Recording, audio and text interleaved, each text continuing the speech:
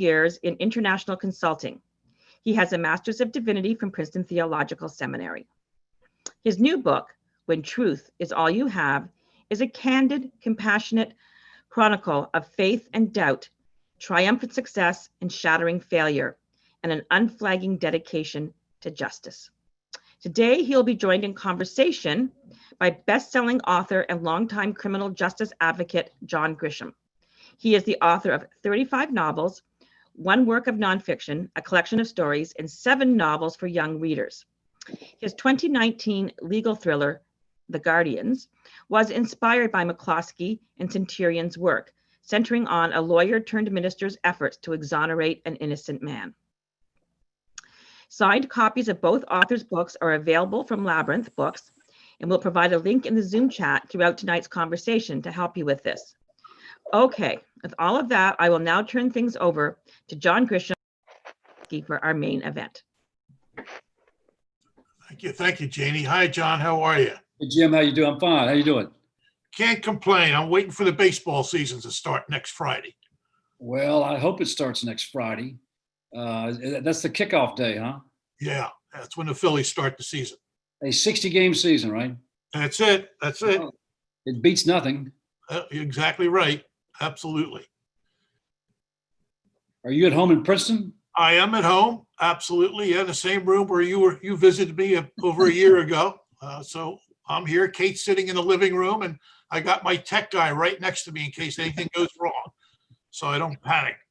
Well, we need all good Zooms need a young person somewhere near the laptop to get us through it. Well, when Janie was going over those directions, man, I was in another world. So the book came out 2 days ago? Yeah, it came out on Tuesday, and it's I've gotten obviously a lot of communications from a variety of people all over the country, and even a friend of mine from Japan told me he received his. So we're starting to move. See how it goes. Are you going to do a virtual book tour? Well, this morning I had an interview with a virtual interview, of course, with Terry Gross of Fresh Air that will be broadcast next Tuesday. But other than that, Doubleday's working very hard trying to get some people interested in some kind of an interview. We're working on it. Well, good. Best of luck with the book. Thank you, John, and thank you for volunteering to write the foreword and doing so in a very profound fashion. So your words were much appreciated, and your message was obviously as well. Well, Jim, the book is, as I told you when I read it, I was not surprised to read the book and find it to be very, very moving and compelling and courageous. And, I told you the story. I had never heard of Centurion until 2005, 15 years ago, when I went to Oklahoma to investigate and research my only work of nonfiction, An Innocent Man. And I was in Mark Barrett's law office in Norman, Oklahoma. And one of his junk rooms was stacked with boxes and boxes of paperwork from the case of Ron Williamson and Dennis Fritz. And one of the boxes was marked Centurion Ministries. And I was new at the Innocence work. I didn't really know much about it. I was way in over my head. And I asked Mark, I said, what is Centurion Ministries? And he said, let's go have lunch and I'll tell you all about it. And he gave me the background, gave me your biography and your work. And it was your work and your life and your determination have always been inspiring to me.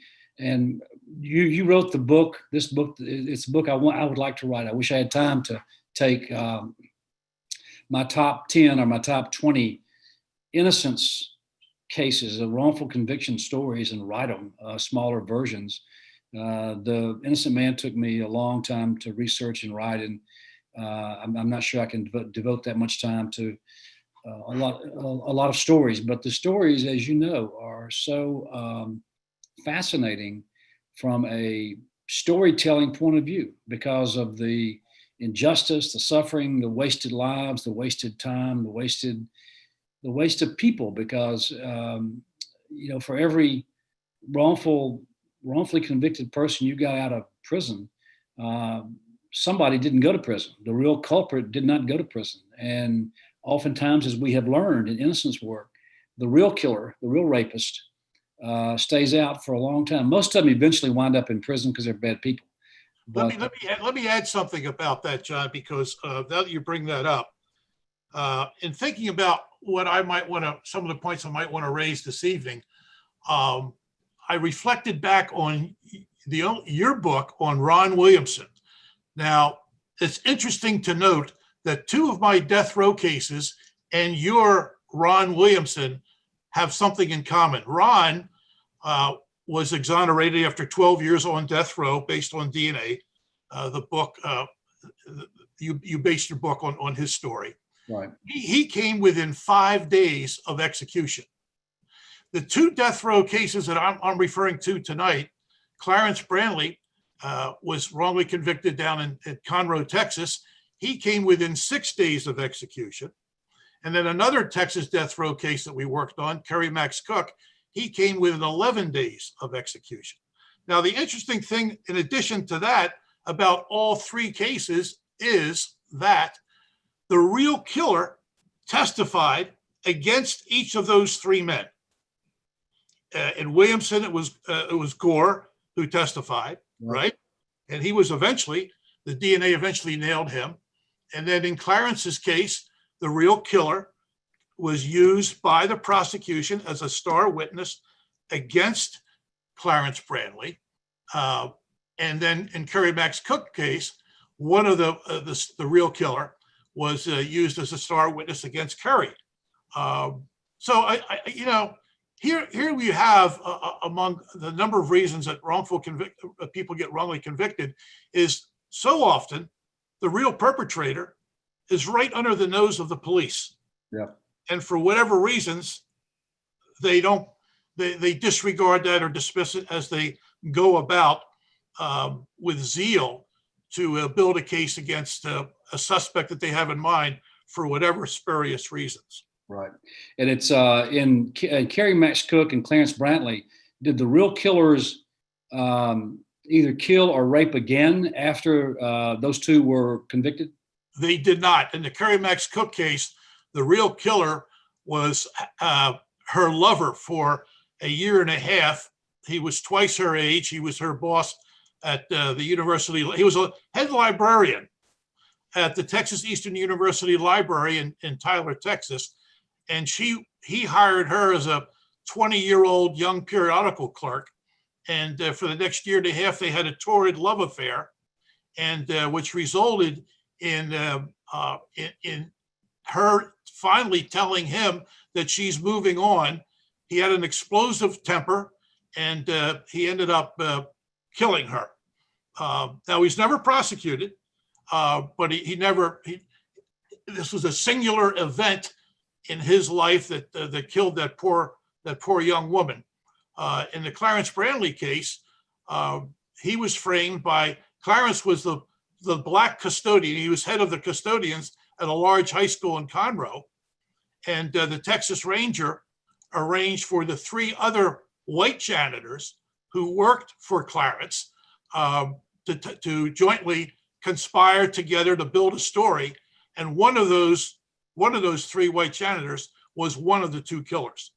Was he ever convicted?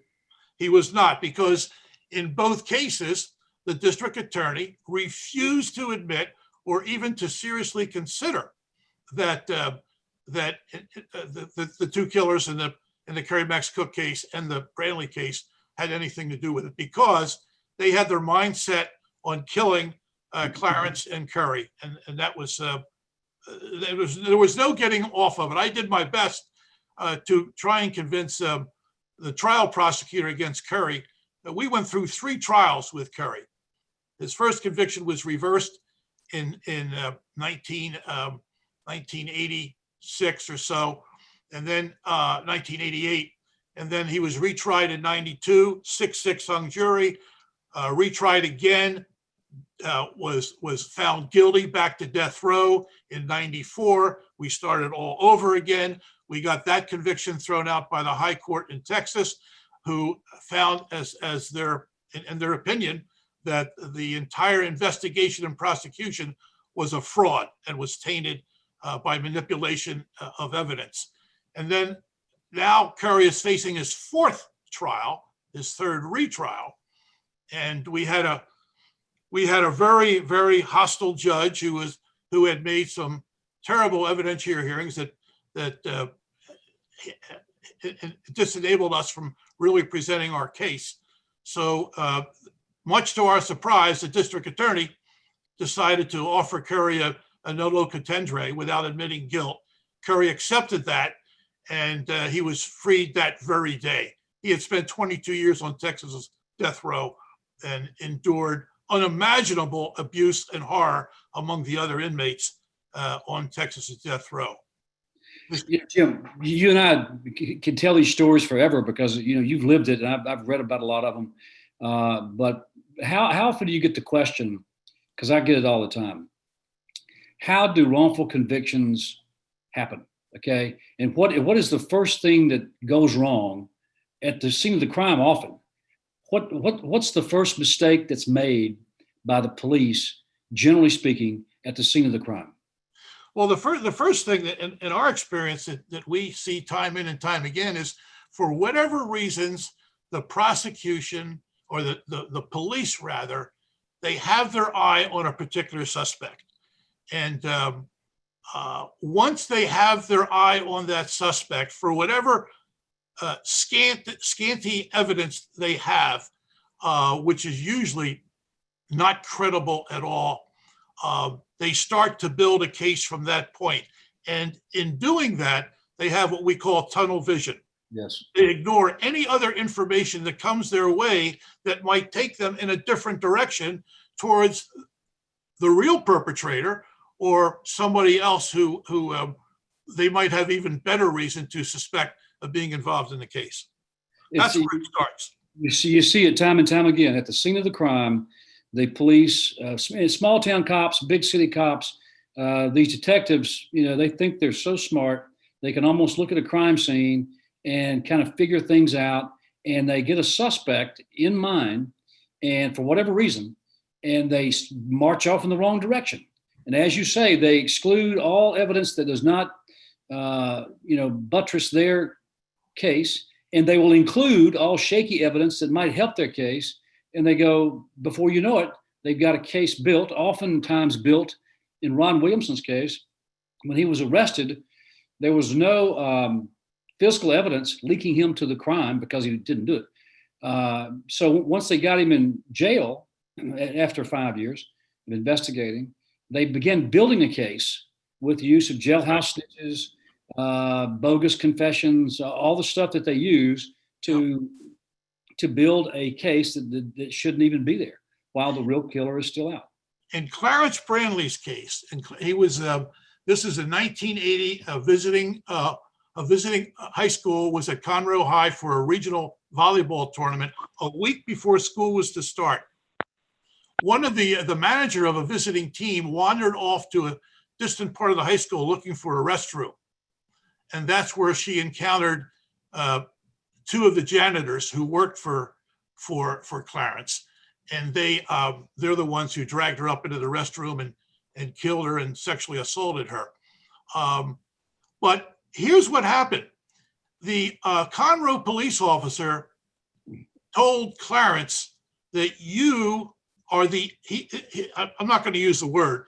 He said, you're the N-word, you're elected. Somebody's got to fall for this and you're elected. Then the DA brings in a Texas Ranger who comes in 5 days after the crime occurred. The case is still cold. They haven't arrested anybody. The Texas Ranger with the DA, they arrest Clarence that Friday afternoon, and then they start to build their case. They had no evidence whatsoever. Then they started to build their case against Clarence by getting the three janitors together. They had what the Texas Ranger called a walkthrough. Here's what you guys are going to say. Here's the story you're going to testify to. And they implicated Clarence. That's how it started. Yeah. How many cases have you seen bungled by the Texas Rangers? Well, that's the that's the only case that I've worked on 6 Texas cases, and that's the only one where a Texas Ranger was a primary investigator or even an investigator on the case. Well, we talk about the case of Cameron Todd Willingham, who was executed in Texas in 2004, I think, based on some junk science by the Texas experts. We've worked on the Joe Bryan case. Joe was finally paroled after 35 years 4 months ago. Oh, great. Yeah, he's out. That was another bogus conviction caused by the Texas Rangers. I can't figure these guys out. They want to be seen as this elite crime-fighting unit, but they screw up so many cases. When a Texas Ranger rolls into a small town, it's like, the FBI is there and they can do no wrong. And they put together these cases that aren't true. Well, they come into town, as they did in Conroe in this case, with the 10-gallon hat and the big boots and the gun on their side, and they're Mr. Clean. We're gonna clean up this, and we'll have it. Don't worry, Mr. DA, we'll take care of business. Yeah, and they're given great reverence by Texas juries. That's why you have so many wrongful convictions out of Texas. I'm not picking on Texas. Every state's had more than their share of wrongful convictions. Well, that's another thing for us to maybe point out. Juries, basically, with no experience in the criminal justice system, they tend, and I did before I even was introduced to this work when I was 37 years old. I had no experience with the criminal justice system. I had never even been in a jury or in a courtroom. I always thought police and prosecutors care about one thing, and that's, to sound Sunday schoolish, truth and justice, and that they would never lie or perjure themselves or sponsor perjury. So juries have a tendency to believe the prosecution witnesses and the police on the stand, and it's no real secret among those who practice criminal justice and criminal cases that it's not uncommon for police to come into court and exaggerate or commit perjury, lie, in order to assist the prosecutor to gain a conviction. It happens a lot. Or fabricate evidence, or plant evidence, or hide exculpatory evidence. It happens all the time. Exactly. So if I were sitting on a jury before I began this work, I would have believed whatever the police had to say, and I think it still exists in the general American public as well. Yeah. And especially if you're a person of color and you're sitting in the dock, then the presumption of innocence goes out the window, and the tendency really, generally among white jurors wherever in the U.S., is when they're looking at that black male in the dock, the tendency is to presume guilt rather than innocence. A question for you, Jim. Your Centurion, your magic number is now 63 exonerations. I'm on the board of the Innocence Project in New York, and our number, I think, is 370 or something. That's a lot of innocent people who were convicted. I think I read somewhere there have been over 2,000 exonerations in the past 25 years in the entire country by various other innocence projects, and there are many innocence projects around the country. Some strong, some barely hanging on. But because of so many high-profile exonerations, do you think there's a correlation to the fact that today we have very few death verdicts and very few executions? Is it because jurors, as you were talking about, are more skeptical of what the police and prosecutors say? Well, that could be one reason. Let me just add one more thing to what you just said. Among those 2,600 exonerations that have been documented, that have occurred that have been documented since 1989, 1,065 have been exonerated out of their murder convictions. They've been wrongly convicted of murder. 50% of those murder exonerees are Black. Another 335 men have been wrongly convicted and exonerated from rape, and 60% of those men are Black. So the racial bias that exists, at all levels of society in America is certainly really a pretty endemic part of the criminal justice system.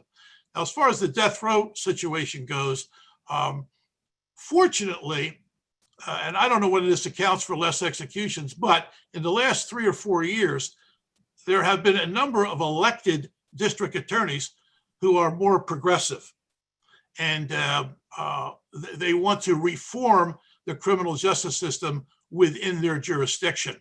And as an example, Larry Krasner in Philadelphia, he's been in office now for, I guess, almost 3 years, but he doesn't believe in the death penalty, and he's not asking for the death penalty. Whereas his predecessors, they have put more people on Pennsylvania's death row than in prior years. So it really, I think it varies state by state and county by county in terms of how the different prosecutors look at asking for the death penalty with jurors. How many of your clients were on death row? Well, we've worked for 4 men who were on death row. Besides Clarence and Kerry, there was Jimmy Wingo in Louisiana and Roger Coleman in Virginia. They were both executed. And several others. Ellen Reasonover was convicted of murder in St. Louis. She did 19 years before we exonerated her. She came within 1 vote of the death penalty. 1 juror held out against death. That saved her life. So I'm thinking of Gary James. He was convicted of murder in Ohio. He was put on death row with his co-defendant Timmy Howard. But then when the death penalty was ruled unconstitutional, they were taken off death row and given life. So there have been a few very significant cases. How many executions have you witnessed? I haven't witnessed any, although when Jimmy Wingo was executed in June of '87, I was with him for an hour from 7 to 8 o'clock before his execution at midnight that night. With Roger Coleman in Virginia, his young attorney, Kitty Behan, and I, who worked for Roger for a number of years, trying to exonerate him, we both sat outside his death cell, which was 10 yards away from the execution chamber, from the electric chair. This was in 1992. And we shared his last meal with him, which was a cold delivered pizza. That was a night I want to forget. Now, I didn't attend. I chose not to attend the execution, but I was with him up until about an hour before they took him away. Let's go back to your book. People want to, when they read the book, that they want to know how you, as a non-lawyer, as a non-journalist, as someone with no connection to the criminal justice system, you were a ministerial student at Princeton. How did you get in this business? Well, how did I get? Here's what happened. I was a Navy officer for 3 years, and then in business for 12, half in Tokyo, half at my home city of Philadelphia. And after being working for a management consulting firm in Philadelphia throughout the 70s, I started to lose my zeal and ambition for the business world. I didn't feel as if I was leading a purposeful, authentic life. I was serving nobody but myself. It was a very selfish, superficial life. At the same time, I was going to church for the first time as an adult, and my minister was very influential. And I couldn't wait for every Sunday morning to listen to his sermon, the gist of which was to wash the other's feet. So I started to really get into the scriptures very carefully. And over time, I felt that the Lord was calling me to leave the business world and go into the ministry. So I consulted with only one person, and that was Dick Streeter, my minister. I didn't tell my parents or my friends or anybody what I was going to do until I actually did it. And of course, they were all stunned and shocked that I was on the way to Princeton Theological Seminary, thinking I was going to be a church pastor, a Presbyterian church pastor. While there in my second year at the seminary, I did my field ed work at Trenton State Prison as a student chaplain. And I was assigned 2 cell blocks in the maximum security unit where they were locked in 23 hours a day. And I had 40 men, each in their own cell on 2 cell blocks. One of those men, only one, was proclaiming his innocence to me. A number of them were telling me what they did do. So it's a canard when people say, well, everybody says they're innocent. In my experience, that's not true. But anyway, I met this man, Mr. De Los Santos, and from September through December, all he would talk about when I would come up to his cell was how innocent he was. Long story short, he provoked me into getting his transcripts. I read them over Thanksgiving. I asked him a ton of questions. And then he said to me, well, you've asked me a million questions. I have a question for you. And I said, oh boy, here we go. So he said, do you believe I'm innocent? I said, well, yes, I do. I do believe you're innocent. He said, what are you going to do about it? I said, what do you mean, what am I going to do about it? I don't know anything about criminal justice or court system or investigation. I mean, Chiefy, I'm a seminary student with a business background. He said, well, look, I've been praying for somebody to come along in my life and free me, and you're the man to do it. He said, what are you going to do? Go back to your nice, warm, secure little seminary and pray for me? I said, well, yeah, that's what I was thinking about doing. And he said, that's not going to free me. God works through human hands. And, he really shook me up and challenged me. So I did go back to the seminary, and I went into scripture and to think and pray about this. And so that's what I did. I came across a passage in Isaiah that really moved me. In Isaiah 59, the great prophet talks about how justice has fallen from the public squares. Truth, there's no truth. There's no justice. The Lord wondered why this was so, and there was no one to intervene. So when I read that, I felt God was speaking directly to me. And so I decided, well, maybe I better be the interventionist for Mr. De Los Santos. And so I went in the next day and told him what I was going to do. And that started the whole thing off. How long did it take to get him out? Took 2.5 years. I got a great lawyer, Paul Castellero, who, by the way, had a solo practice up in Hoboken for almost 40 years. And then in 2014, he asked Kate and me if he could join Centurion as our legal director, which he is. So Paul's been with us for all 40 years of our work. He and I together were able to demonstrate to the federal district court that the prosecutor knew that their star witness, a jailhouse confession, jailhouse snitch, was a liar and had been an informant in a number of other cases, which the trial prosecutor under direct examination had him deny. So the federal judge ruled that Mr. De Los Santos certainly deserves a new trial, and that the prosecutor knew that his star witness had lied. And he got freed in July. He got freed in July of 1983, 2.5 years after I met him. Okay, so after you got him out, when you walked him out of prison, how did you feel? Well, my God, first of all, it was surreal. Because I visited him every Wednesday for 2.5 years. First at Trenton State Prison, and then up at Rawway where he was transferred.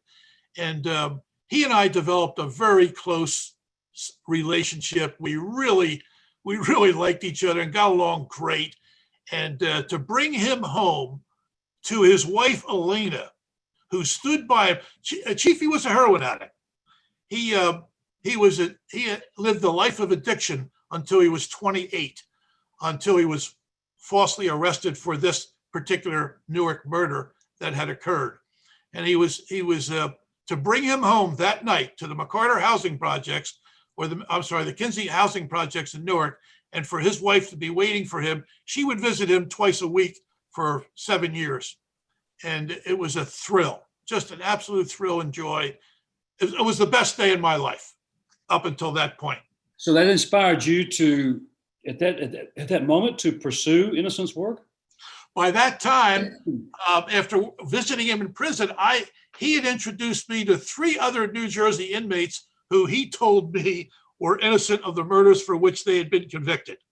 So during the time I'm working for him, I had returned to the seminary, got my degree, but I started to get interested in these 3 other cases. And so one thing led to another, and I felt that, when I graduated from the seminary in the summer of '83, everything came together.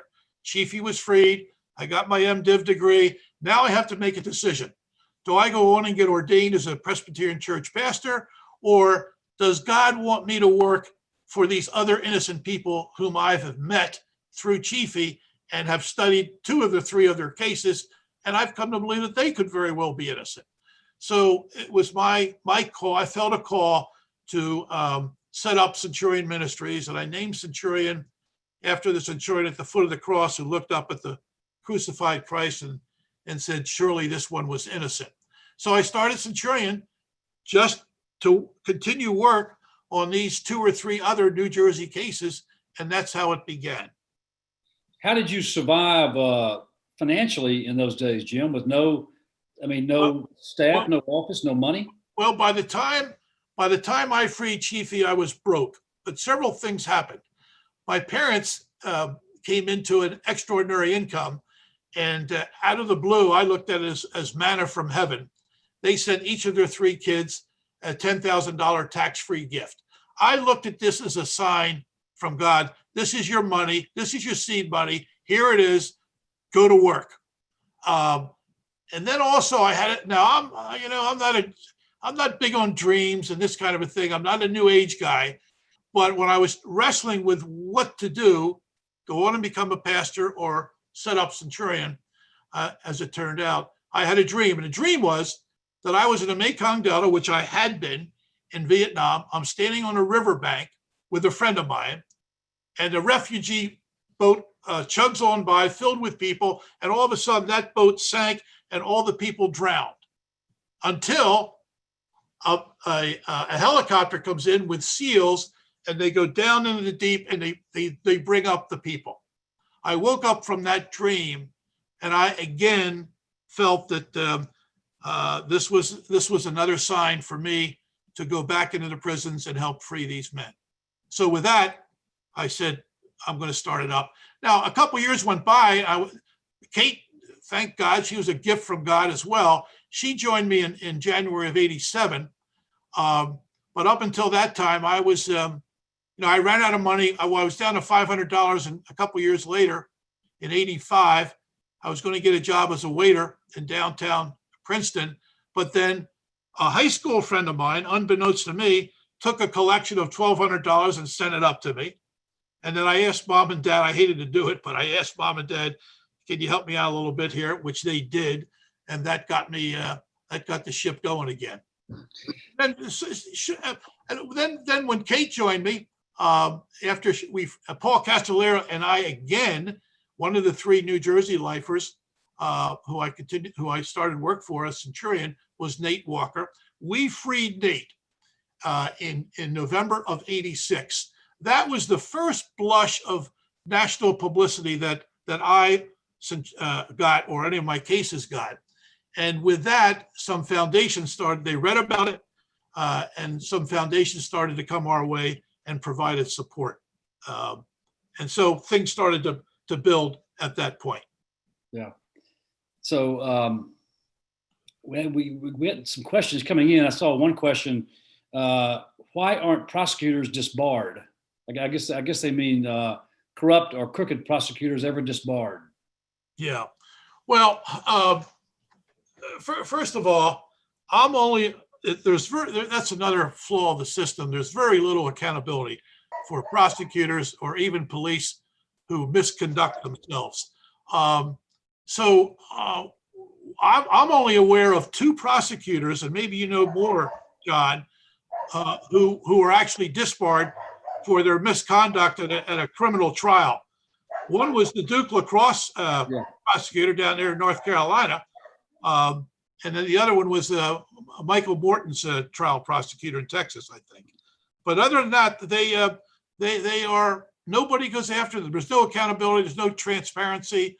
They're not held to account for their misdeeds in office. And they have immunity. I mean, almost every state grants statutory immunity to prosecutors and to judges. And there have been some corrupt judges, and then to policemen.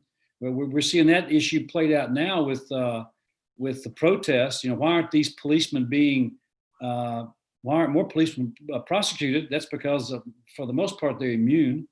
And those statutes are granted by the state legislatures, and they could be taken away. I mean, we need to remove the immunity so everyone is held accountable. Absolutely. And I was stunned to learn that even if a prosecutor is caught suborning perjury in a criminal trial, he cannot be sued civilly. Right. He cannot be sued, which is, it's just unfathomable. So let's talk in broad strokes here about how you do your work.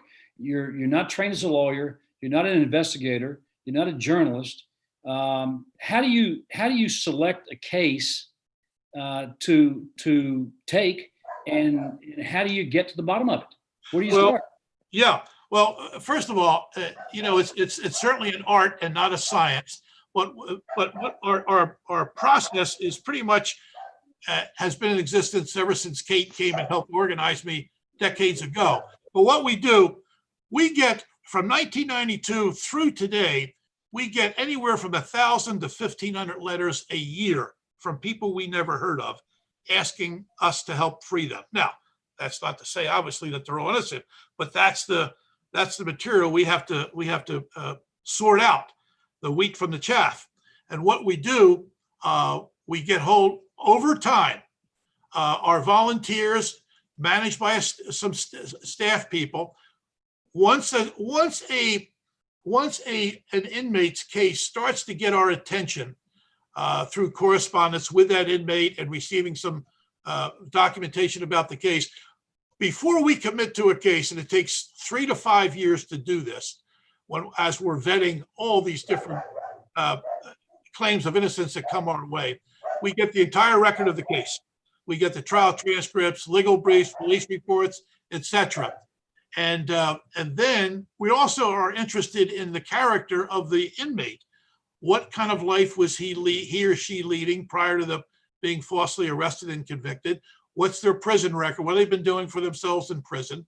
By the time we come along, they've been in prison for 15, 20 years with nobody in sight to help them out. So we are truly the court of last resort.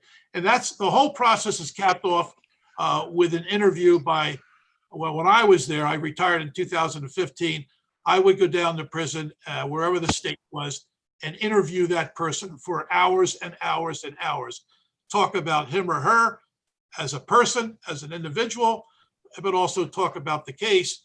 And by that time, we were pretty convinced that they were innocent.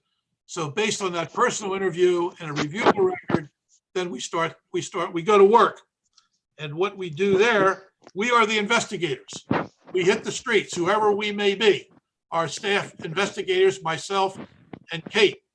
And we go looking for old witnesses, new witnesses, to see if anybody can shed light on the truth of the matter. And also if forensics have played a part in the conviction. A lot of times forensics, as you well know, are deeply flawed and exaggerated by the crime lab specialist. We will retain our own forensic expert to run tests on the evidence and help us review the forensic elements of the case. And then we work with a lawyer. Now, Paul has worked with us time immemorial, but a lot of times when I was there, Paul couldn't handle all of our cases, so I would go out and retain local lawyers, and together we would work to try go back to court based on new evidence developed by Centurion, and try and get a post-conviction relief hearing, present our evidence through witnesses and documentation, and hopefully the judge will see the merit of the case and throw the conviction out. If you start at the trial level, and then if you get denied there, you go state appeal, state supreme. If you get denied there, you go federal courts, and you go all the way through the judicial system until you get satisfaction, if you're going to get it. Jim, explain to the listeners and to your future readers the difference between the cases you take are non-DNA cases and the cases that other innocence projects take that are only DNA cases. Well, of the 63 people we have freed, 10 have been freed by DNA. Now, hey, if we get a good DNA case, we'll go with it. But we're the only innocence group in the United States who reinvestigates, and I'm talking about straight investigation, in non-DNA cases that have no biological evidence at the crime scene that could assist the seeker of truth to get to the truth. So we go out and reinvestigate the case throughout the United States. Now, most of the other innocence groups, they depend on DNA. They take mostly only DNA. Some will do non-DNA, but in those cases, they would only take those cases that are local to their own jurisdiction. We go all over the United States, and even into Canada. We freed 2 Canadians, one out of Saskatoon and one out of Winnipeg years ago. So that's what distinguishes us from all these other innocence organizations.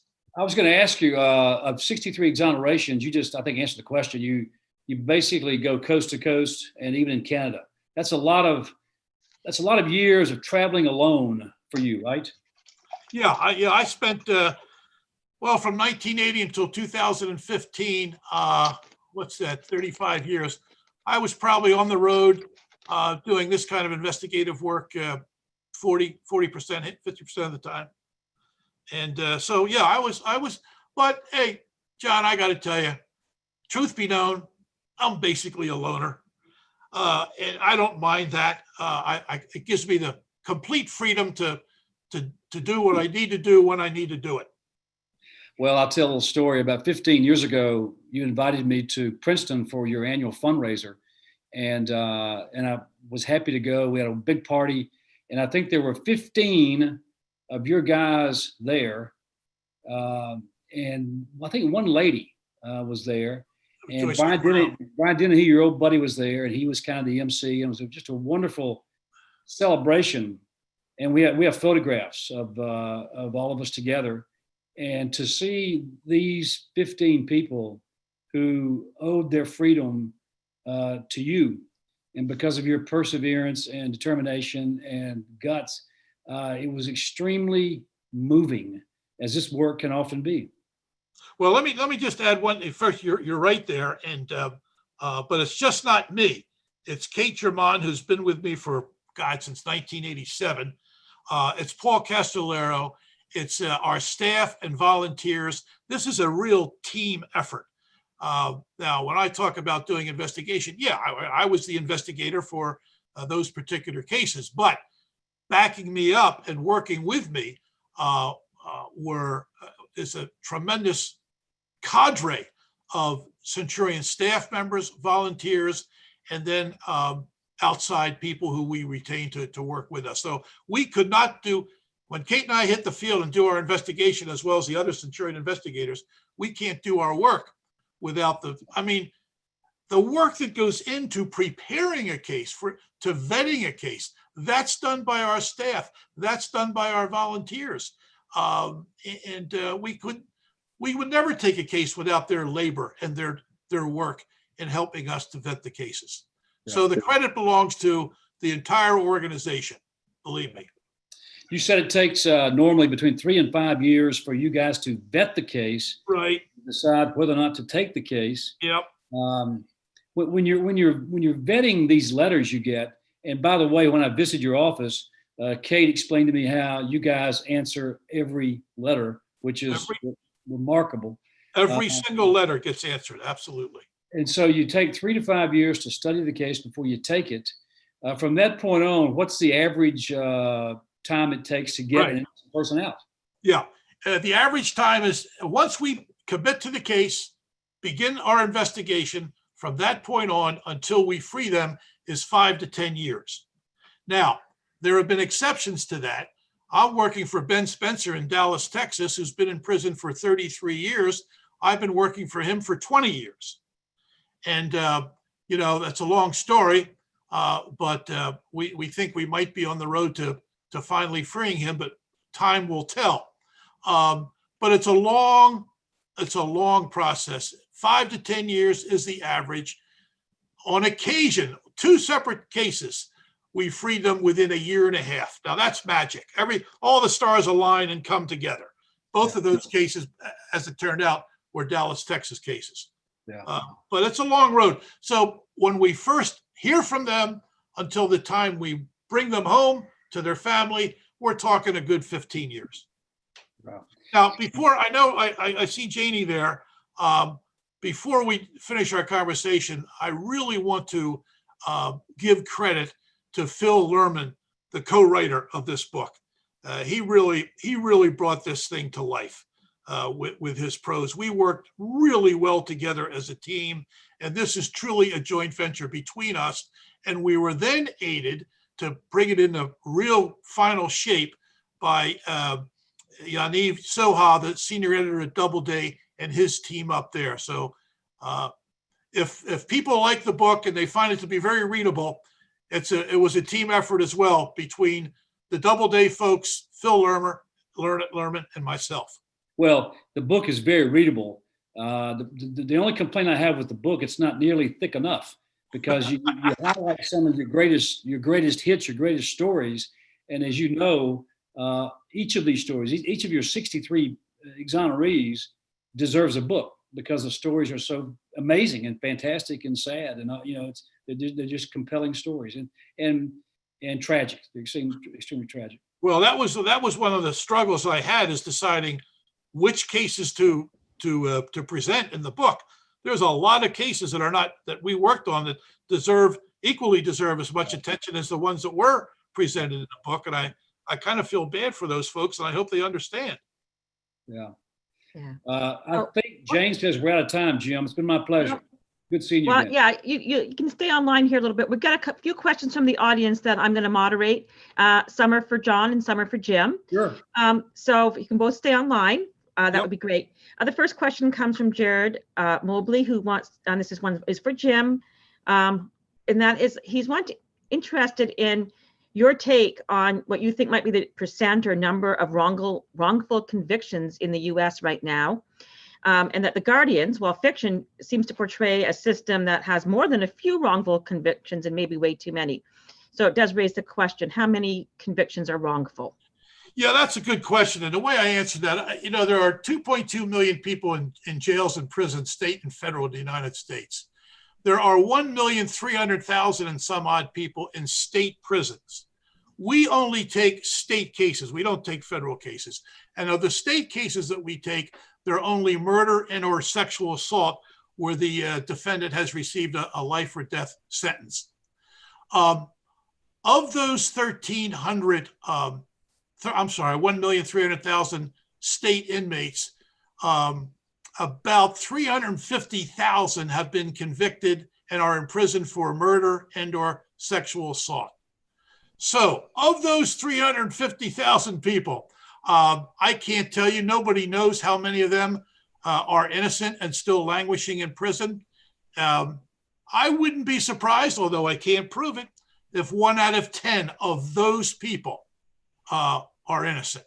Now, as far as the other million goes, half of whom are in prison for nonviolent offenses, I can't make a judgment. Jim, we get that question too at the Innocence Project all the time. How many innocent people are in prison? It's a very simple question with no answer, because no one has the time, resources, or personnel to investigate these cases, even to take the most serious cases. No one, you will never know how many innocent people are there. There are estimates ranging from 2% to 5% to, you said, 10%. But whatever the number, there's still tens of thousands of innocent people in prison. Exactly. Exactly right. Yeah. And most Jim, most white people don't believe that. Okay? I I know I'll say it in front of a white audience, yeah. and they're all skeptical. I say it in front of a black audience; they know the truth; they've lived it. But most white people do not believe there are thousands of innocent people in prison, and they are there.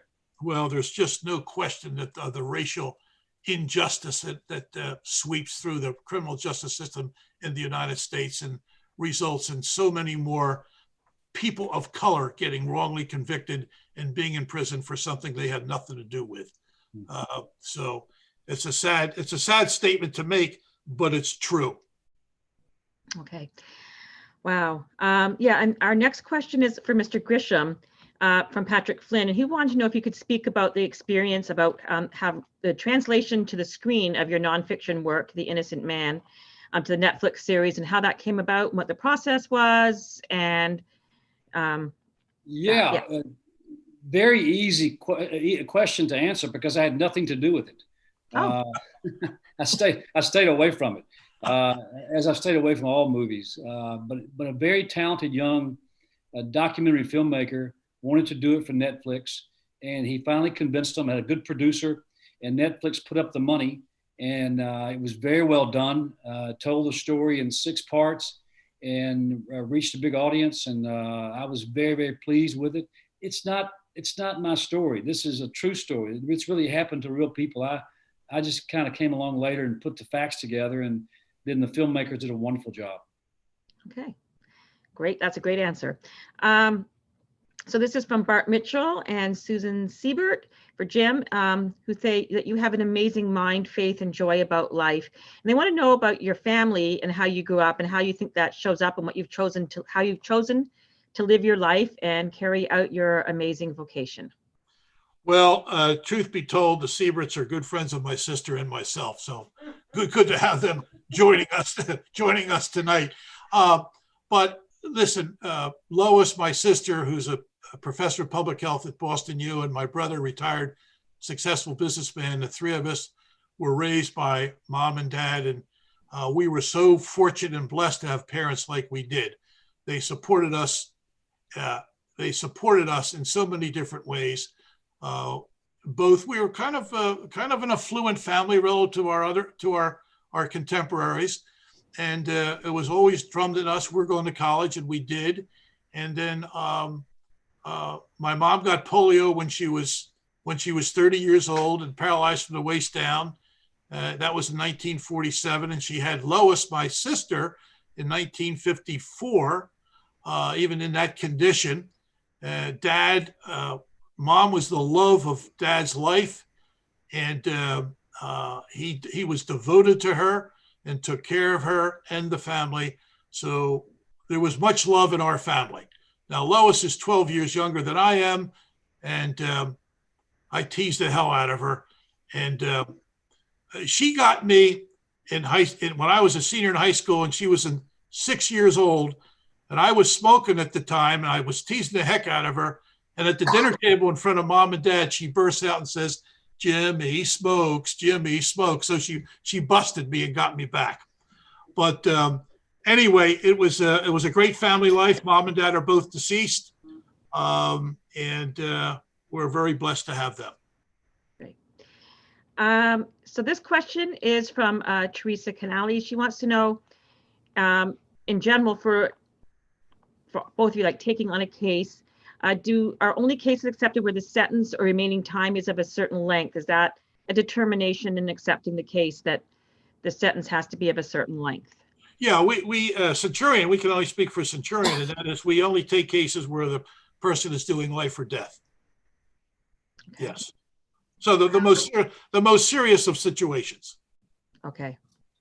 So we have people here who are just commenting that they're totally in awe of your work and giving shouts out to Kate and Paul and the entire staff, and someone wanting to know if Kate could make an appearance on here tonight. I know Kate is there in the room with you or at your house with you, Jim. Yeah. The library had the great joy of working with Kate several times, once for one of our TEDx events where she spoke, and another time where we hosted an exhibit at the library of the work done by your photographer for the innocence of the people that you had freed. That was a really big hit of an exhibit for us at the library. We really enjoy working with Centurion every chance that we can get. So there's another question here. Well, let me just say something. Kate, Yeah. Come on up. Oh, Yeah. is Kate there? Yeah, she's right here. Hold on for 1 second if we can. You can put that shot of bourbon down. It's tequila. All right, there you go. Hi there. There she is in the flesh. Kate Germont. One tequila later. Hey, John. Hey, Kate, how you doing? Good. Really good. But You Kate, looking good? when Paul Kessler and I freed Nate Walker out of a life sentence for a rape in November of '86, she read about us and that case in the New York Times and came forward initially as a volunteer, and then in January of 1987, she joined me, and together we have worked ever since then together. And without her, Centurion would not have developed as it has, believe me. Well, we grew the organization together. Yeah, we did. Absolutely. Yeah. Okay, so this is going to be our last question. There's so many more great questions here in the chat, and I think we could be here for another hour just answering these questions and talking, because you're both great conversationalists.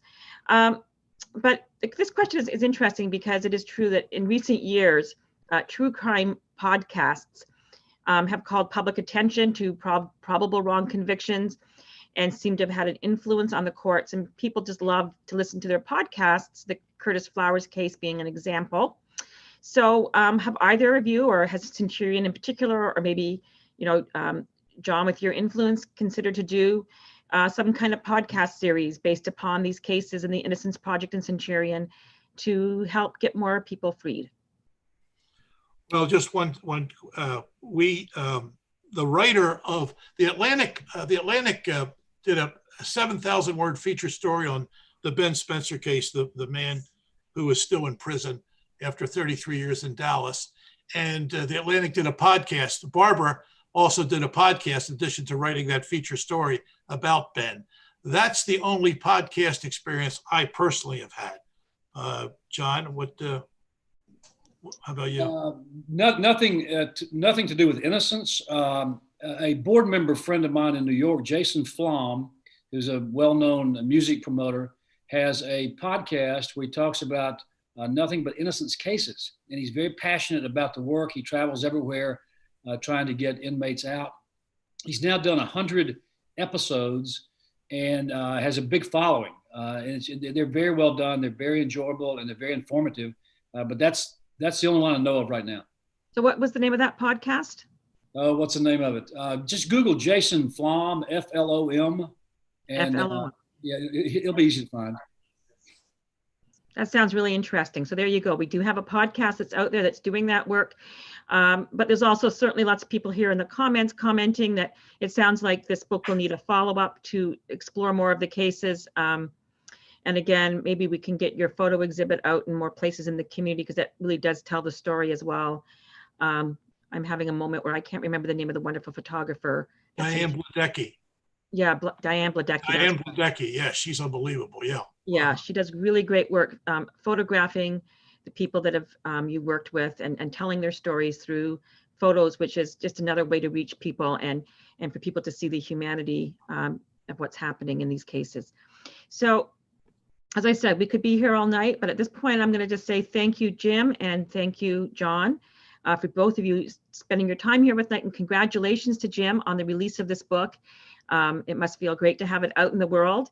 It's been a spectacular conversation tonight. I want to thank Labyrinth Books, of course, for helping to sponsor and get the word out, and Doubleday for hosting with us. And thank you to everyone for watching. I've been watching the chat go by. It's been a great audience.